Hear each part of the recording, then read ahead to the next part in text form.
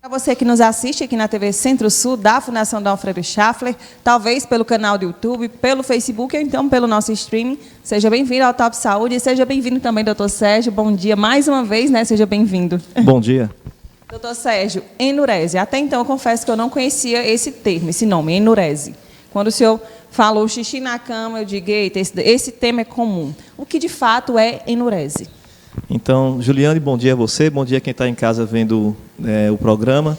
Então, falamos em enurese noturna, a perda involuntária, ou seja, a criança fez xixi sem que quisesse fazer, né, que acontece durante o sono, numa criança maior de 5 anos. Então, o conceito de enurese é esse, xixi que é perdido de maneira involuntária durante o sono numa criancinha maior de 5 anos. Então, menor do que 5 anos não é considerada enurese? Não, porque a gente considera, desculpa te interromper, a gente considera normal ainda fazer xixi durante o sono até os 5 anos. Então, eu posso dizer que tem uma idade que acontece com frequência, algo... O senhor disse que a partir dos 5 anos que é considerada enurese, mas é considerado enurese até quando? Porque tem variedade de idades. O critério o ponto de corte é a idade de 5 anos. Antes de 5 anos não é enurese, após 5 anos é enurese, né? Sendo que, com o avançar da idade, a frequência desse tipo de problema vai diminuindo. Por exemplo, aos 5 anos, estima-se que 15% das crianças sejam enuréticas, ou seja, façam xixi durante o sono.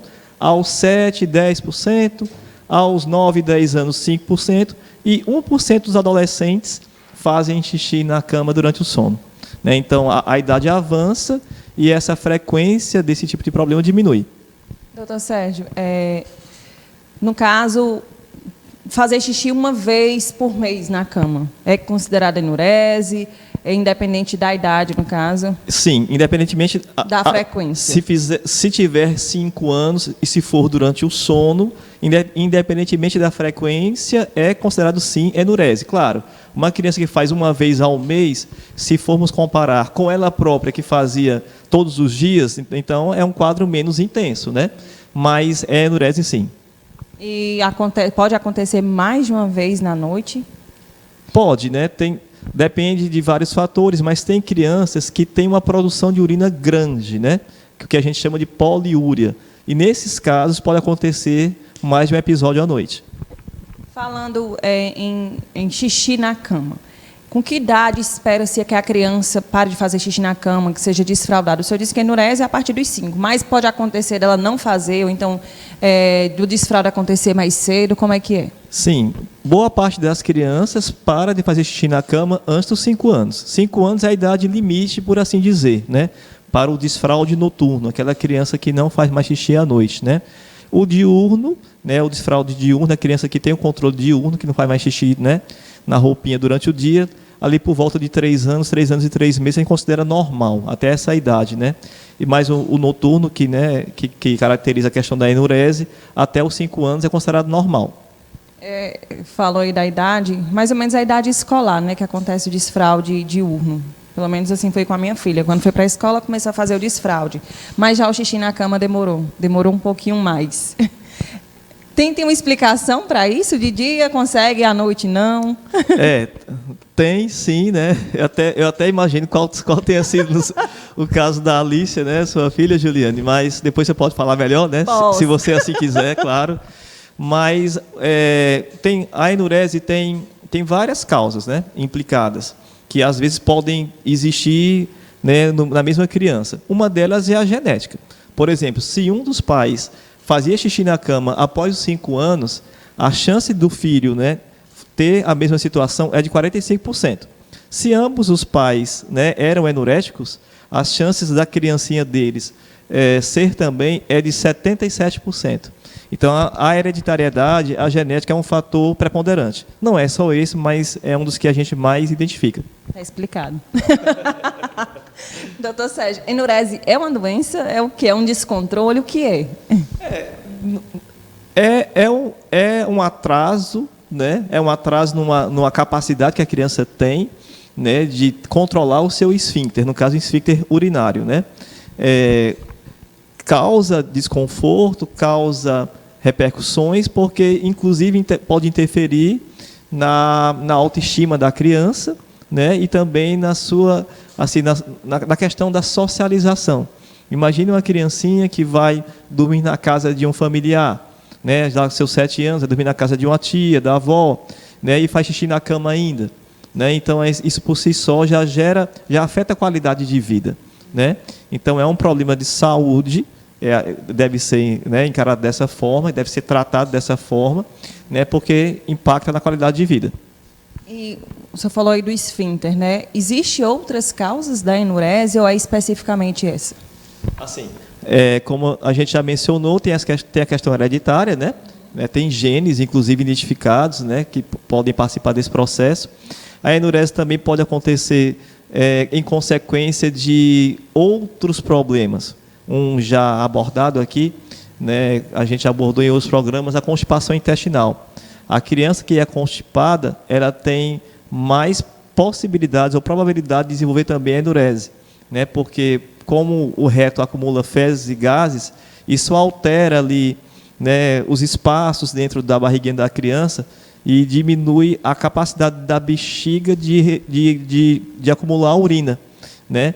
Então, isso aí atrapalha nessa questão dela segurar a urina, só fazer xixi quando acordar. Esse é um fator. Tem também questões hormonais, podem influenciar, né? Crianças que produzem muita urina, né? E também doenças do próprio rim, né? Doença renal crônica no sentido de que o funcionamento do rim ele está diminuído, né? Um dos sintomas possíveis é a enurese noturna, né? Então, a criança que tem enurese, a gente vai conversar mais, vai entrar nessa parte, mas ela tem que obrigatoriamente ser avaliada por um médico, preferencialmente um pediatra ou nefropediatra ou urologista pediátrico, né, para entender o que está acontecendo, o que pode estar por trás daquilo e, a partir daí, escolher a melhor opção de tratamento. Porque às vezes as pessoas pensam que é comum, toda criança faz xixi na cama e esquece, aí então negligencia e deixa de investigar, e pode ser algo mais sério, né? Após os 5 anos, por mais que um dos pais ou ambos os pais tenham sido enuréticos, né, na infância, a criança tem que ser avaliada, né, porque pode acontecer, primeiro porque mesmo que seja só a genética, aquilo, como já comentamos, essa situação, como já comentamos, afeta a qualidade de vida da criança, e nós, profissionais de saúde, temos que dar mais dias de vida para as pessoas e com mais qualidade, né? Mesmo que não represente um risco para a vida delas, mas a qualidade de vida está afetada. E a gente tem que buscar isso, família e profissional juntos, né? E mesmo que não tenha nenhuma causa patológica por trás, por assim dizer. E, como já dito, às vezes tem, né? Às vezes, por exemplo, é um diabetes, né? Assim, pode acontecer de uma criança com diabetes desenvolver enurese noturna e ser, inclusive, o primeiro sintoma. Vai protelando, vai deixando mais para frente, ou então acha que não é nada e, às vezes, precisa de cuidado e rápido. Doutor Sérgio, o que é enurese primária e enurese secundária? Bem, funciona assim. Se a criancinha ela nunca deixou de fazer xixi na cama e ela continua fazendo, né, após os 5 anos, essa é a enurese primária. Agora, se a criancinha parou de fazer xixi na cama lá pelos 3, 4 anos, aí lá depois dos 5 ela volta a fazer, aí nós chamamos de secundária. Tem uma causa específica ou não?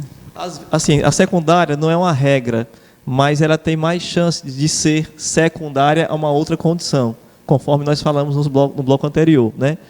Ser secundária à constipação intestinal, que é o popular ressecamento, secundária a diabetes, secundária a uma doença renal crônica, no sentido de que o rim está funcionando menos, secundária a uma infecção urinária, né? E outras possíveis causas, entendeu?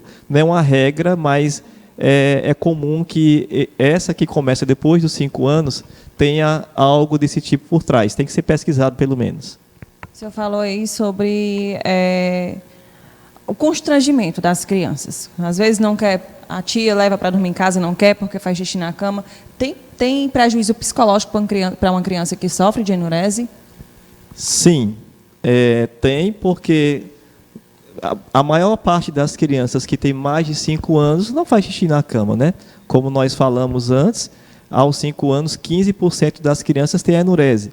85% não tem, né? Então, já começa por aí, né? A criança com 5 anos já entende, ela já faz comparações, ela própria, né? Ah, eu consigo fazer isso, você não consegue, e vice-versa, né?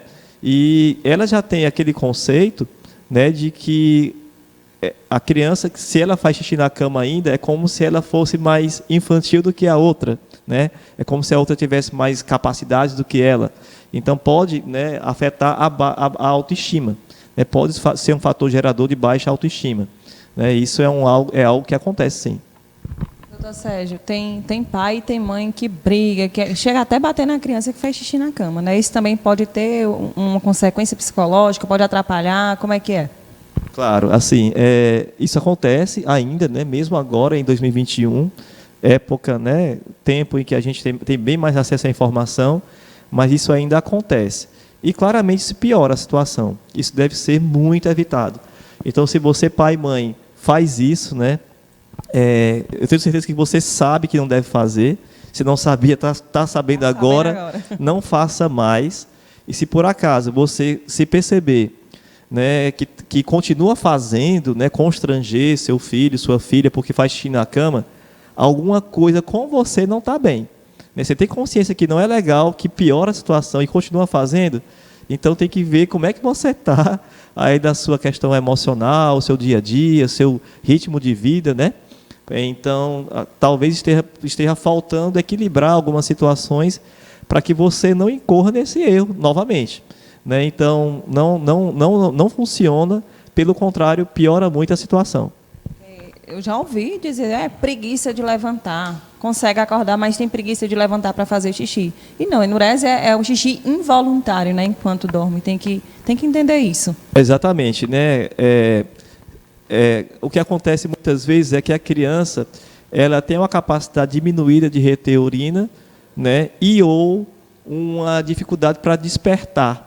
Né, para despertar, né, como se não funcionasse muito bem essa conexão entre a percepção da bexiga cheia e o cérebro perceber isso, despertar e ir ao banheiro, né, não é intencional. Não é por querer. Eu na minha vivência, né, com a minha filha, acho que meu cérebro já me despertava e eu pegava ela, levava no banheiro, fazia xixi e voltava e a cama não ficava molhada, mas é questão mesmo de entendimento. As crianças não fazem porque querem.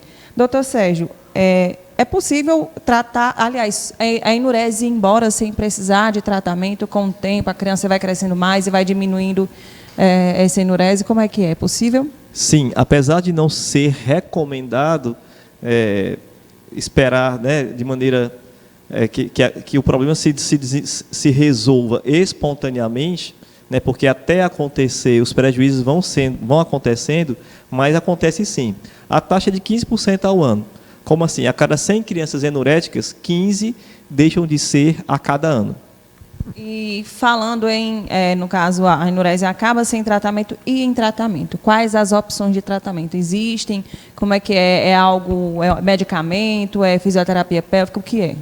Bem, varia muito de criança para criança, né? A criança tem que ser avaliada pelo médico, pediatra, se possível, nefropediatra ou uropediatra, que são especialistas e têm conhecimento mais aprofundado na área, né?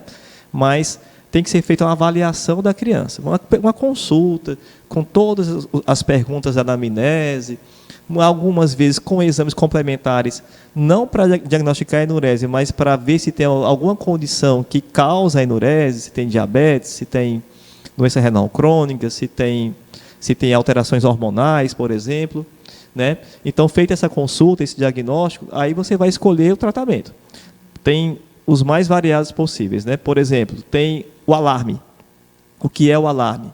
É um dispositivo em que é colocado um sensor de umidade na roupa íntima da criança, esse sensor conectado a um alarme. Então, quando a roupinha íntima da criança começa a ficar úmida, dispara um alarme sonoro, a criança acorda, prende o xixi e vai ao banheiro. Tem isso. Nunca imaginei. Tem até uma boa eficácia, agora vai me falhar a memória, mas acho que em torno de 60% a 70% dos casos, né? Isso aí vai funcionar quando bem indicado. né? Apesar de que tem alguma recorrência depois, né? Uma recidiva, ou seja, voltar a apresentar, mas é uma opção de tratamento. Outras opções são os tratamentos medicamentosos. Tem medicações que trabalham contra o hormônio diurético, né? Então, medicações são dadas pela boca, via oral, ou por spray nasal, que diminuem a produção de urina. Esse medicamento está mais indicado naquela criança que ela tem a enurese e percebe-se que ela tem um volume grande de xixi à noite, né? A poliúria que a gente fala, poli muito, úria, urina, né? Então, um hormônio para poder diminuir a produção de urina. Tem medicações que facilitam o despertar, né? Tem medicações que são, por exemplo, utilizadas para quadros depressivos, mas também tem ação contra a enurese, né? A imipramina, a amitriptilina, né? São medicamentos que são utilizados também. Fisioterapia, em alguns casos, pode ajudar, né? E também trabalhar questões emocionais. Muitas vezes vai ser recomendado, com psicólogo infantil e outras terapias. Interessante. O diagnóstico, como o senhor falou, é feito clínico, né? Mas existe, você falou dos exames para descobrir a enurese secundária, não existe um exame para dizer assim, deixa eu ver se essa criança tem enurese, bora fazer esse exame aqui. Não, porque você baseia o diagnóstico no critério, né, no conceito, né? Se a criança tem mais de 5 anos, faz xixi durante o sono, né? Então, já é enurese. Então, não precisa de exame para diagnosticar. Os exames vão, muitas vezes, fazer parte, né, da avaliação daquela criança como um todo, no sentido de identificar possíveis causas primárias para a enurese, né, que estão causando a enurese. Tem algum prejuízo para a enurese que não é tratada? A criança tem um prejuízo na saúde, em termos gerais? Existe isso? Psicológicos, esses, né, com certeza todos vão ter, né, porque em menor ou maior grau, claro, né, a gente não pode colocar todos na mesma condição, mas psicológicos. E se a enurese é uma manifestação, né, ela é em consequência de um outro agravo, de uma outra doença, de um outro problema, e se ela não foi tratada, né, possivelmente essa criança não passou por um médico e esse outro problema não foi diagnosticado, aí você vai perder a oportunidade de identificar e tratar esse outro problema. Por exemplo, diabetes, né? Imagina que tem diabetes e o primeiro sintoma é a enurese, né? E aí ela não vai no médico, aí o médico não vai, claro, atender essa criança, não vai pedir exame, as pessoas não sabem que tem diabetes, a diabetes fica sem tratamento, né? E aí pode acontecer de descobrir da pior forma o diabetes, né? Que é com um quadro já grave de internação em UTI, que a gente chama de cetoacidose diabética, né? Sendo que poderia ter sido descoberta antes de acontecer uma complicação como essa, né? Por exemplo, a criança que tem constipação intestinal e desenvolve enurese. Tem gente que normaliza as duas coisas, que considera normal ter enurese, ou seja, fazer xixi à noite ou durante o dia, durante o sono, depois de 5 anos, acha que é normal, que tudo bem. E tem gente que normaliza a criança sofrer para fazer cocô, né? É assim mesmo. Como assim? Né? Então, não tratar a enurese, né, significa, inclusive, a possibilidade de ter outras questões associadas, né, que, uma vez não identificadas e tratadas, também prejudicam. Doutor Sérgio, a mesma coisa fazer o xixi durante o dia do xixi da noite, ou é totalmente diferente uma coisa da outra? Não, aí no caso, né, porque como a enurese noturna, conceitualmente, é perda involuntária, né, de xixi, né, então a criança dormindo não tem como ela controlar, né, então é uma situação diferente, né. E lembrando do que a gente considera como adequado, como idade limite para acontecer o desfraude, ou seja, o controle, né, do xixi, né, com a idade da criança, né, durante o dia, 3 anos e 3 meses, a gente espera que ela já consiga, né, já ter esse controle e não fazer mais xixi na roupinha, né? E durante o sono, que naturalmente é mais difícil, porque ela não está consciente, ela está dormindo, né? Até os 5 anos que nós já falamos. É possível educar essa questão do xixi, tanto no dia, por exemplo, a criança, para fazer o desfraude, ela precisa ser conduzida ao desfraude. Pode ser que aconteça, obviamente acontece dela parar de fazer xixi por conta própria, mas também ela pode ser conduzida. E a enurese o xixi durante a noite, sempre está acordando a criança, ou então fala, olha, senti vontade de fazer xixi, acorda, como é que é? Dá para educar essa questão? O que a gente pode fazer é tentar trabalhar o contexto para que os fatores que fazem com que a criança faça xixi à noite, eles sejam diminuídos, né? Um bem simples de entender é a quantidade de líquido ingerida, né? Então, assim, apesar de que a gente mora num lugar muito quente, nós aqui nessa região, né? Mas se a criança faz xixi durante o sono, o ideal seja que ali nas últimas 2 horas, pelo menos antes de dormir, ela não ingira ou ingira pouquíssimo líquido, né? Esse é um ponto. O outro ponto é ir com a criança ao banheiro antes dela dormir, né? Porque já esvazia a bexiga, né? Então, são medidas simples que a gente pode fazer que podem ter impacto positivo na questão da enurese, né? Voltando para a minha vivência, né? Porque mãe é bicho que tem experiência com menina. Eu levava minha filha para fazer xixi antes de dormir e ela fazia xixi ainda na madrugada. Eu ficava sem entender, meu Deus, eu evitei da água. Tem lá, eu coloquei para fazer xixi e ainda aconteceu. Isso é comum ou então precisava ficar mais alerta em relação a isso? Isso pode acontecer, né? Claro, você fazia o que era correto se fazer, né? Algumas vezes é suficiente, né? Para não ter a enurese, né? Porém, outras não. O que pode acontecer nesses casos é que a criança produz muita urina, né? Ela esvaziou a bexiga, né? Mas mesmo assim, mesmo tendo bebido pouca água, né, e tendo esvaziado, ela a partir daí produziu mais urina, né, até por questões hormonais, às vezes, né, e aí fez xixi durante o sono. Esse é um dos fatores. Falamos sobre o impacto psicológico nas crianças, mas em relação para os pais e para as crianças, quão difícil pode ser lidar com a enurese? Porque é difícil porque impacta na questão emocional, né? Como já falamos, pode influenciar na baixa autoestima e os pais, muitas vezes, não estão preparados para lidar com, né?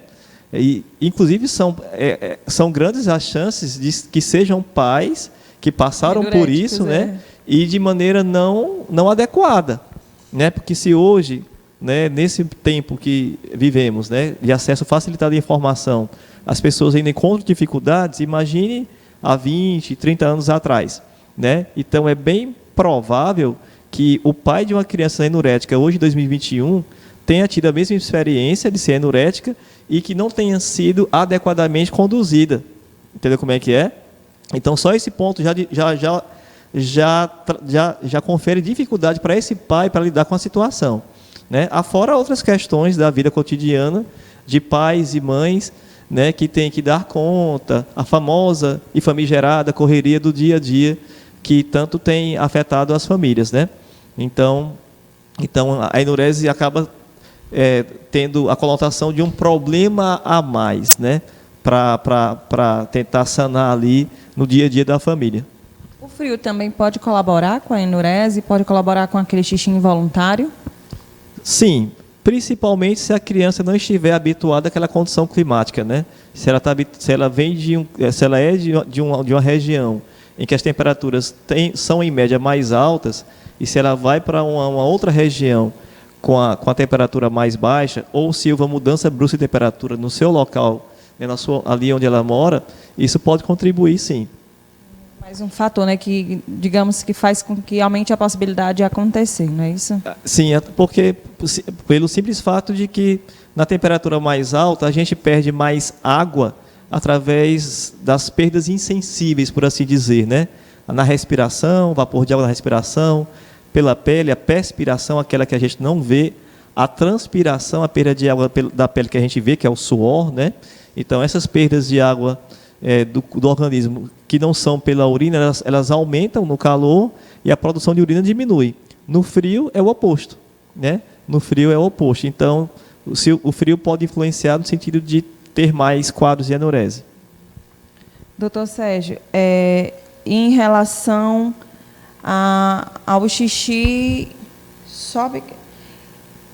Sim, agora eu lembrei. Estava bem procurando a pergunta, minha gente. É isso mesmo. Quando é que deve levar um médico? A criança tem 5 anos, faz xixi na cama ainda, já é hora de levar? Ou pode levar antes? Pode esperar mais tempo? Como é que é? Assim, né? Teve 5 anos, faz xixi na cama, tem que passar pelo médico pelo motivo que já falei antes, né?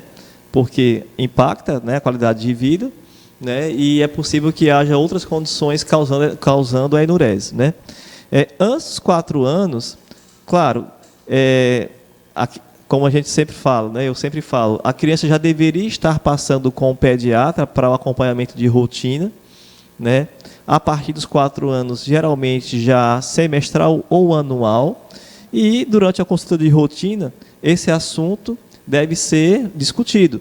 Se o pediatra não perguntar, a família tem que colocar para o pediatra. Faz xixi na cama ainda, né? É normal. Não é comum, né? Oi? Não é comum um pai chegar falando. O senhor, como médico, escuta muito isso no consultório? Não, na minha experiência, não é tão frequente, né? Não é tão frequente.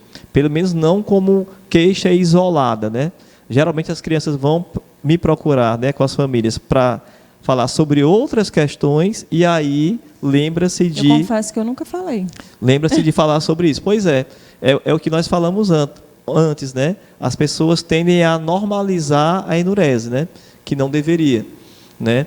Então, assim, a criança que já passa com pediatra, fazendo a puericultura, isso deveria ser abordado, né? Iniciado pela família ou pelo pediatra, o assunto, né? E após os 5 anos, né?